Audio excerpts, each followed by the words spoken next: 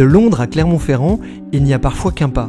C'est celui qu'a franchi le chef britannique Harry Lester en 2013 lorsqu'il s'est installé au cœur de la capitale auvergnate.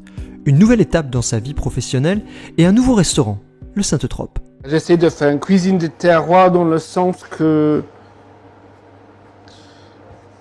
c'est pas forcément des plats traditionnels, mais vraiment faire des produits qui viennent d'ici. Je crois souvent, en fait, la cuisine de terroir, c'est une nostalgie pour les touristes d'une cuisine qui n'a jamais existé, en fait. Peut-être on peut réinventer la cuisine de terroir en restant complètement honnête. Une honnêteté que l'on retrouve aussi avec les vins auvergnats servis au Sainte-Trope. Des vins dont Harry connaissait l'existence et la qualité à son arrivée dans la région, sans pour autant qu'il n'ait alors les clés pour véritablement les appréhender. Je savais qu'il aurait des bons vins, mais je ne savais pas comment trouver. Surtout que les Auvergnats, ils disent qu'il y en a bon. Et eux, les Auvergnats, la plupart, ils veulent boire de Côte-de-Rhône, pas des vins d'Auvergne. Alors c'était compliqué de connaître le chemin, il fallait suivre pour trouver des bons vins. J'ai lu un petit article sur un monsieur Fred Gunan qui fait l'Arbre Blanc à Saint-Sandoux. Et lui, en fait, c'était le premier vigneron où j'ai goûté le vin. En plus, c'était un accueil quand je l'ai visité.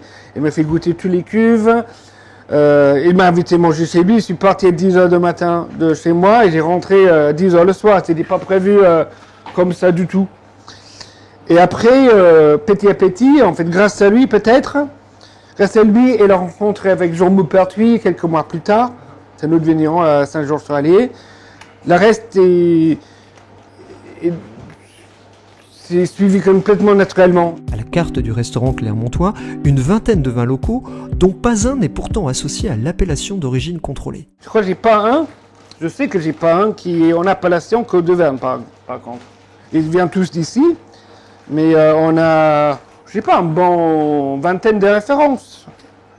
Et j'ai même encore une dizaine qui sont dans la cave, qui ne sont pas sur la carte. Avec les années, Harry s'est fait une idée assez précise des caractéristiques des vins de la région. Pour faire comprendre les gens qui n'ont jamais goûté, je suppose que ça fait penser, évidemment c'est les mêmes cépages, les beaucoup qui sont gamay ou pinot noir. Alors il faut penser de Bourgogne et Beaujolais. Mais il y a un côté... il y a des gens qui disent volcanique. Ça, en même temps, c'est pas facile à comprendre.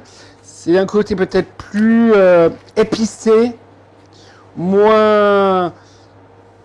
toujours sur le fruit, mais plus épicé, un peu plus terreux. Je veux pas dire rustique parce que c'est pas juste. Il manque pas d'élégance. Les pinots noirs, les gamay sont très flexibles.